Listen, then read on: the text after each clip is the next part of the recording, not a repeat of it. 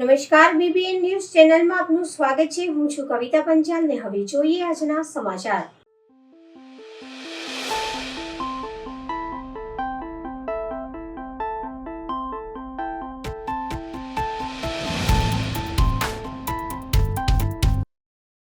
છાણી તથા હરની ગામની ટાંકી તે આજે 5મા દિવસે નાગરિકોને પીવાના પાણીનું વિતરણ થઈ શકશે નહીં, જેનું કારણ કે બંને પાણીની ટાંકીઓમાં પાણીમાં ગરકાવ થઈ ગઈ હતી। સદર બંને પાણીની ટાંકીઓનું લોકાર્પણ 2015માં કરવામાં આવ્યું હતું। 1.5 લાખ લોકો પીવાના પાણીથી વંચિત છે। મ્યુનિસિપલ કમિશનર દિલીપ રાણા, પાણી પુરવઠાના અધિકારીઓ પણ દોડ્યા હતા। પાલિકાના અનખડ વહીવટનો ઉત્તમ નમૂનો એટલે છાણીમાં જ્યાં પૂરના પાણી ભરાયા તેવા ખાડામાં 1.5 લાખ લોકોને પાણી વિતરણ માટે બનાવેલી ટાંકી આજે 5મા દિવસે પણ પાણીની ટાંકી પાસે ઘૂંટણસમા પાણી। રજૂઆત બાદ આજે સ્થાનિક કાઉન્સિલરો મુલાકાતે, કોંગ્રેસના કાઉન્સિલરો ટ્રેક્ટરમાં બેસીને પહોંચ્યા, પંપને કાર્યરત કરવાના પ્રયત્નો હાથ ધર્યા। નગરજનોને સુવિધા પૂરી પાડવા હેતુ સ્થાનિક સ્વરાજની સ્થાપના। આજે સ્થાપના દિને આ અહેવાલ પાલિકાના અનખડ ભ્રષ્ટ શાસકોને સમર્પિત। વડોદરા શહેરમાં વિશ્વામિત્રી નદીના સ્તર ખૂબ વધવાથી પૂરની પરિસ્થિતિનું નિર્માણ થયું। પાણીના સ્તર ઉતરી ગયા છે, પણ અમુક એવા એરિયા છે કે જ્યાં વોટર લોક છે, જેમાંનો એક આ અમારો જે ડિસ્ટ્રીબ્યુશનનો જે ટાંકો છે છાણીનો, ત્યાં પણ હજી પણ ઘૂંટણસમા પાણી ભરાયેલા હતા, જે અત્યારે વિડ્રોલ થયા છે। અને એના કારણે અમે અત્યારે ઝડપભેર ખૂબ જ ત્વરાથી આ જે ડિસ્ટ્રીબ્યુશનનો સ્તંભ છે એ ચાલુ કરવા જઈ રહ્યા છીએ। વીજળીનો સપ્લાય આવી ગયો છે અને ટૂંક જ સમયમાં રિપેર થઈ અને ચાલુ થઈ જશે। સુપર ક્લોરિનેટેડ પાણી અમે લોકોને આપશું। જોડે જોડે લોકોને વિનંતી પણ કરવાની કે હજી પણ આજુબાજુ પાણીનું સ્તર, વરસાદના પાણીનું સ્તર હોય, પાણી ઉકાળીને પીવે, ક્લોરિનેટેડ પાણી પીવે, એટલે પોતાનું આરોગ્ય સાચવે। અમે આને સુપર ક્લોરિનેટેડ કરીને આપવાના જ છીએ, પણ તેમ છતાં ઉકાળીને પીએ એ બધા માટે હિતાવહ છે। આ જે રીતે કામગીરી થઈ હતી અને વરસાદના પાણી અત્યારે જ્યારે છાણી ગામમાં ફરી વળ્યા હતા, શું કહેશો તમે? અત્યારે આપણે જે જગ્યા પર ઊભા છીએ એ છાણી ગામની 24/7 હેઠળ પાણી આપવાની ટાંકી છે। 24 કલાક પાણી આપવા માટેની આ ટાંકી છે અને આ ટાંકીનું લોકાર્પણ 2015માં કરેલું। છાણી ગામના લોકો આજે 5 દિવસથી પાણીથી વંચિત છે, કારણ કે આ ટાંકી જ્યારે બનાવી ત્યારે આ એક છાણી ગામનું તળાવ હતું। લોકો આની અંદર વરસાદના પાણી જોવા માટે આવતા હતા। એ આ મંદિરની બાજુવાળું ખૂબ ઊંડો ખાડો હતો, એ ખાડાની અંદર આ લોકોએ ટાંકી બનાવી દીધી, જેથી કરીને 2019માં જ્યારે પૂર આવ્યું, સામાન્ય પૂર ગણાય એને, અને આ માનવ સર્જિત પૂર છે, કુદરતી નહીં, ત્યારે પણ આ ટાંકીના તમામ એરિયામાં 1.5 લાખ લોકોને 8 દિવસ સુધી પાણી નથી આપી શક્યા, 8 દિવસ સુધી વીજળી નથી આપી શક્યા। અને આજે આ 5મો દિવસ છે। 5 દિવસથી છાણી ગામના 1.5 થી 2 લાખ લોકોને એક ટીપું પાણી, કારણ કે આ ટાંકી ચાલુ જ નથી કરી શક્યા, એક ટીપું પાણી નથી આપી શક્યા। વહીવટ ચલાવનારા ને સત્તા ઉપર બેઠેલા લોકો સુફિયાળી વાતો કરે છે। કાલે પેલા ગૃહ રાજ્યમંત્રી આવ્યા, મુખ્યમંત્રી આવ્યા, તો એમને અહીંયા લાવવાની જરૂર હતી, તો એમણે પડદો પાડ્યો ઉપર, કારણ કે લોકોનો રોષનો ભોગ ના બનવું પડે। અત્યારે પબ્લિક વિફરી છે, અત્યારે ફતેગંજ આગળ ચક્કા જામ કર્યા છે। તમે ક્યાં સુધી રામના નામે ને હિન્દુના નામે વોટ લેશો? તમે લોકોનું શોષણ કર્યું, લોકોનું લોહી પીધું છે।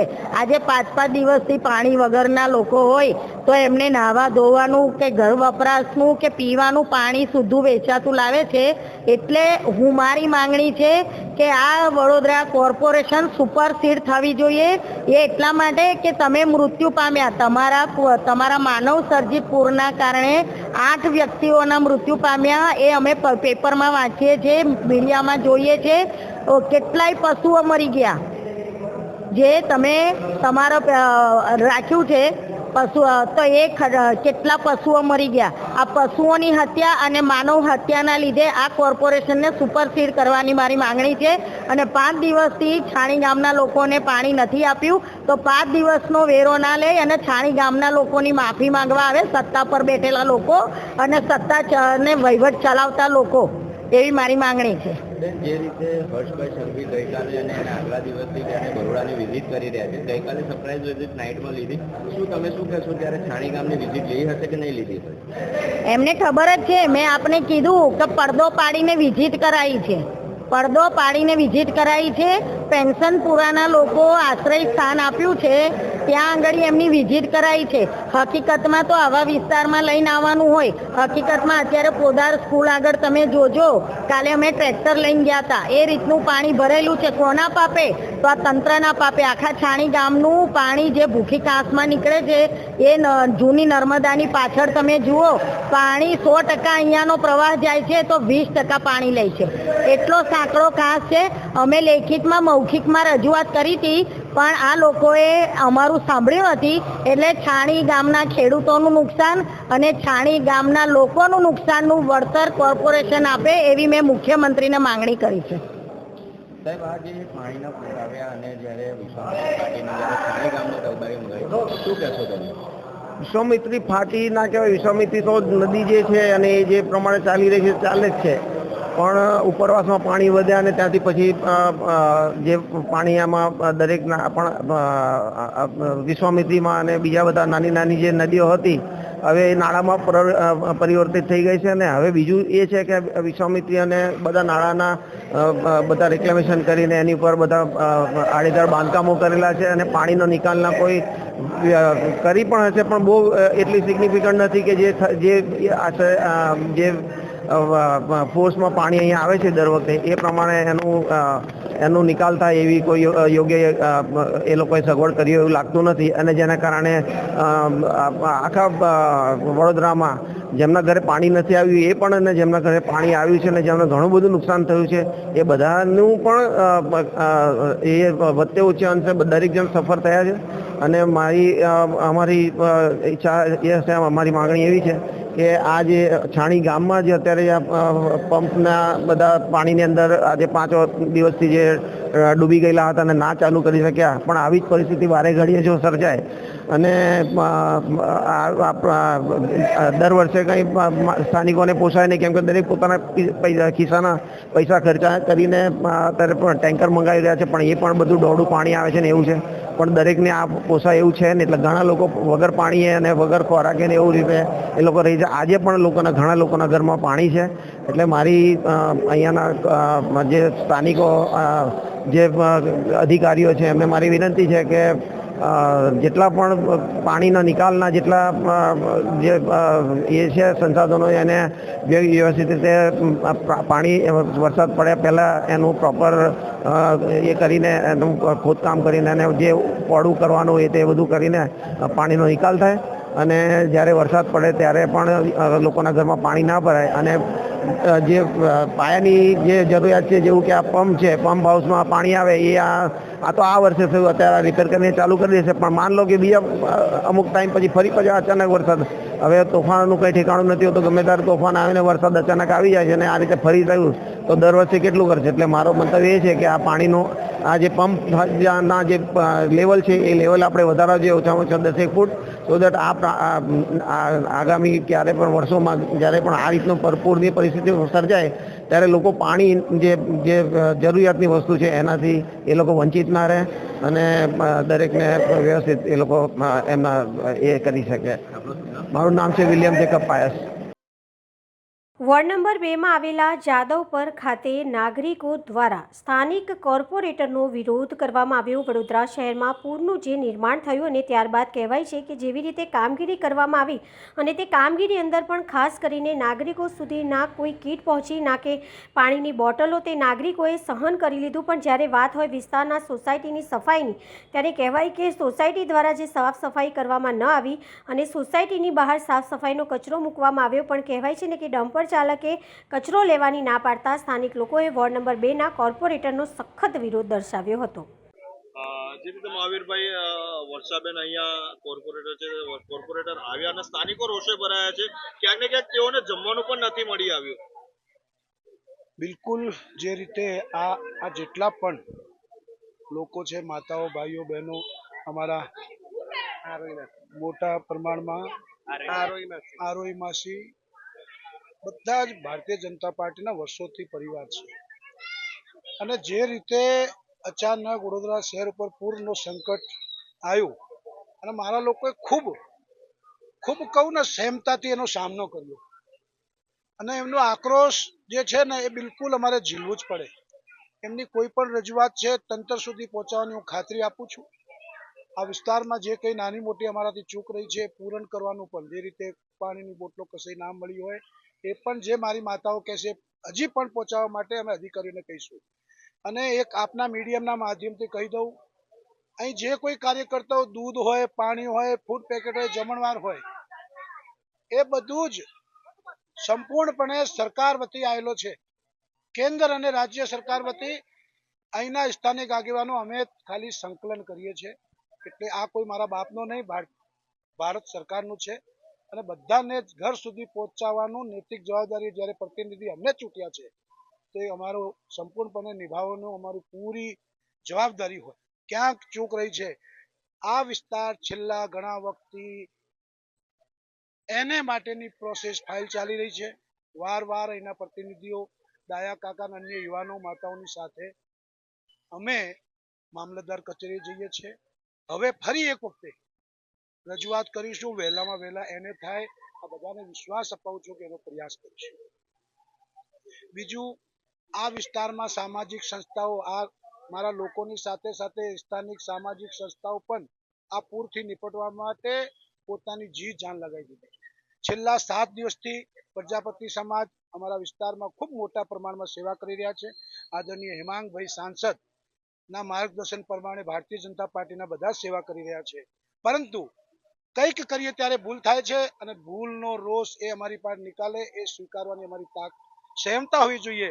અને એમની અવાજ, એમના પ્રતિનિધિ બનીને અમે આવનાર વખતે આપ જોશો કે સેવા સદનની સભામાં એમની અવાજ ત્યાં તમને દેખાશે એવી હું ખાતરી આપું છું. ભારત મારા વડોદરા સંસ્કારી નગરીની અંદર આજે આપત્તિ આવી છે. એમાં હતા અમારા ગુરુ પર જે હતું 5-25 ભેગા અમે હતા કોકના લગ્ન હોય, કોકનું છોકરા શુભ પ્રસંગમાં જઈએ એમનું ભેગું કરેલું અમે હતા વેચ્યું લાઈને. એટલામાં અમારા વર્ષાબેન કોર્પોરેટર છે એ આવીને એવું બોલે છે કે આવા કઈથી આવીને ભેગા થઈ જાવ છો. એવું અમે હતા પોતાના મકાનમાં રહીએ છીએ. અમે કોઈ એવું તો છે નહીં ભાડાના મકાનમાં રહેતા, અમે પોતાના મકાનમાં રહીએ છીએ. ને વર્ષાબેન આપ શબ્દ બોલીને ગયા છે. અમે તો ખાવાનું ના આલ્યું હોય તો વાત જુદી છે. આટલી બધી આપત્તિ હતી પણ સહેજે એ લોકો ઝાંકવા આવ્યા નથી. એમને હતા મોડું જોઈ ચાંદલો કર્યું. અમે જુઠ્ઠું બોલતા હતા, આ બોનને પૂછો. હા, અમને માસીબાઓએ ખવાયા. વર્ષાબેન ખોટું બોલીને ગયા છે અમના બાબતે. એમને બરાબર આ કોર્પોરેટરો બધા અમને કોઈ જોવા નહીં આવ્યું. આ લોકોએ અમને ઇન્ડસ્ટ્રીયલ જાદવપાડા વાળાને ખાવા આપ્યું છે. પ્રજાપતિ હોલમાંથી 2 ટાઈમ ખીચડી આવી છે, પાણીની બોટલ આવી છે. આ લોકો શું કર્યું અમારા માટે? કશું નહીં કર્યું. હજી કિચડ ભર્યું છે ઘરમાં, નાના બચ્ચા છે અમારા.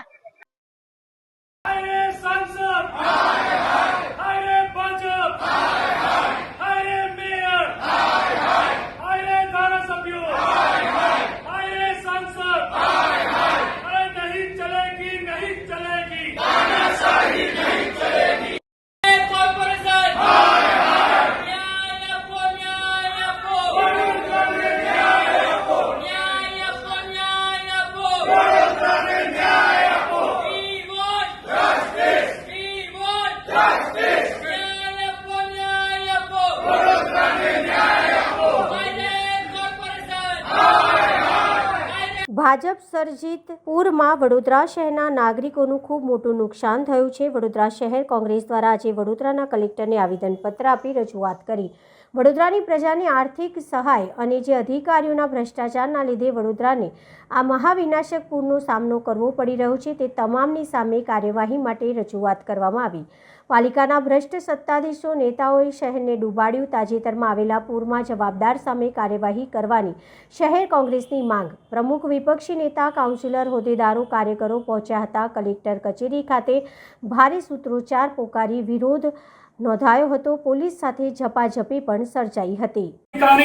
અને વહીવટી તંત્રની લાપરવાહીથી શહેરની વિશ્વામિત્રી નદીમાં આવેલ પૂરમાં જે જાનમાલની નુકસાની થઈ એનું વળતર આપવું પડશે.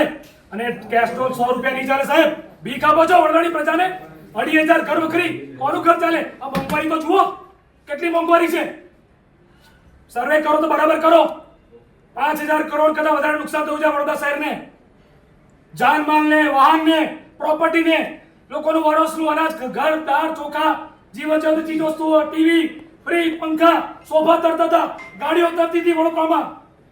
અરે વડોદરાની બહેનો 2 ટાઈમ જમવાનું નહીં મળ્યું, નાના છોકરાને દૂધ નથી મળ્યું. શું કર્યું તમે? શું કર્યું તમે? તમારી પાસે ડેટા નથી કે આ વડોદરા શહેરની કેટલી વસ્તી છે? વિશ્વામિત્રીની આજુબાજુ જે દબાણો થાય છે તમે પણ જાણો છો કે આ સયાજી હોટલ વિશ્વામિત્રીના તટ પર કોને પરવાનગી આપી? આ વિશ્વામિત્રીના કોતરો કોને દબાયા? ગ્રીન ઝોન ને રાઈટ હેન્ડ ઝોન કોને બનાવ્યો? 30 વર્ષથી ભાજપના ધારાસભ્ય છે, 30 વર્ષથી ભાજપના મેયર, ભાજપના કોર્પોરેટર, ભાજપના સાંસદ. કોંગ્રેસનો સત્તામાં છે નહીં તો 30 વર્ષથી એક હતું શાસન. તો આવું બુદ્ધિવાળા લોકો નથી? બુદ્ધિપૂર્વકનું આયોજન ના થાય સાહેબ? દર વખતે અમારે સહન કરવાનું? વડોદરા શહેરની જનતા કરોડો અબજો રૂપિયાનો પોતાના પરસેવાના રૂપિયા જે ટેક્સ ભરે છે એ રૂપિયાનું મહાનગરપાલિકાને જે ટેક્સ આપે છે અને ભરે છે તેનું વળતર મળતું નથી. પાયાની સુવિધા, રોડ રસ્તા, ગરીબની પસ્તીમાં ના ફેંકતા. પેલા જે કુંભકર્ણ નિંદ્રામાં મુખ્યમંત્રીને મોકલજો અને ફોટો સેશન વાળા ગૃહમંત્રીને પણ મોકલજો.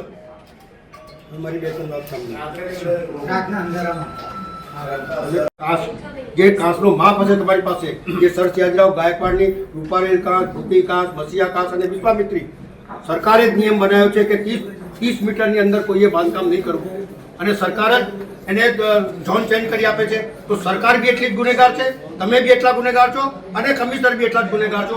આ વડોદરા શહેરની પ્રજા જે રીતે હેરાન થઈ છે, માણસો મર્યા છે, દૂધ વગર રહ્યા છે, ગર્ભવતી મહિલાઓ નહીં જઈ શકી, એ તમામના જવાબદાર તમે છો. હવે એક્શન લો અને એક્શનની સાથે સાથે એવા કાયદાકીય પગલાં ભરો જેથી આવવાના વખતની અંદર આ શહેરમાં પૂર ના આવે, માનવસર્જિત પૂરો ના આવે અને લોકો મરે નહીં, એની કાળજી રાખજો. વડોદરા મહાનગરમાં એક જ દિવસમાં 450 જેટલા ખાડાપુરી માર્ગો કરાયા દુરુસ્ત. 350 ટન વેટ મિક્સ અને હોટ મિક્સનો ઉપયોગ કરી ખાડાઓનું થયું પુરાણ. વડોદરા શહેરના આંતરિક માર્ગોને વરસાદી તથા પૂરના પાણીથી થયેલા નુકસાન બાદ તેને દુરુસ્ત કરવા માટે મહાનગરપાલિકા તંત્ર દ્વારા દિવસ અને રાત્રે એમ બંને પાળીમાં કામગીરી કરવામાં આવી રહી છે. શનિવારે એક જ દિવસમાં 350 ટન જેટલા હોટ મિક્સ અને વેટ મિક્સ કરી ખાડાઓનું પુરાણ તેમજ પેચવર્કના કામો કરવામાં આવ્યા હતા. મહાનગરપાલિકાના રોડ વિભાગ દ્વારા રોડને દુરુસ્ત કરવાની કામગીરી યુદ્ધના ધોરણે ચાલી રહી છે. ગઈકાલે વડોદરાના પ્રભારી મંત્રી શ્રી હર્ષભાઈ સંઘવીએ રાત્રે આકસ્મિક મુલાકાત લઈને ચાલી રહેલી કામગીરીનું નિરીક્ષણ કર્યું હતું.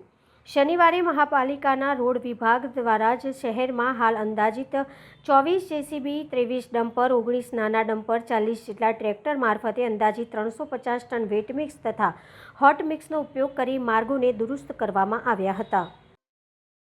પાદરા તાલુકાના છેવાડાના ગામોમાં અતિશય ભારે વરસાદના કારણે ઢાંઢર નદીમાં પૂરની પરિસ્થિતિનું નિર્માણ થવા પામ્યું હતું અને સાદડ ગામ આખું પાણીમાં ગરકાવ થયેલ હોય. અત્યારે વરસાદ બંધ હોવા છતાં પણ હજુ પાણી ભરાયેલ હોય ત્યારે પાદરા તાલુકાના યુવા સેના દ્વારા તાત્કાલિક લોકોની સેવામાં છેલ્લા 3 દિવસથી યુવા સેના દ્વારા ફૂડ પેકેટ, નાસ્તો અને વઘારેલી ખીચડીની સેવા આપવામાં આવી રહી છે. લોકસેવક હાર્દિક પટેલ, કાર્તિકસિંહ પઢિયાર, બળવંત ગોહિલ સાથે પૂરી યુવા સેના પાદરાની ટીમ દ્વારા સેવા પરમો ધર્મને સાર્થક કરી લોક સેવા કરી રહ્યા છે. જય માતાજી.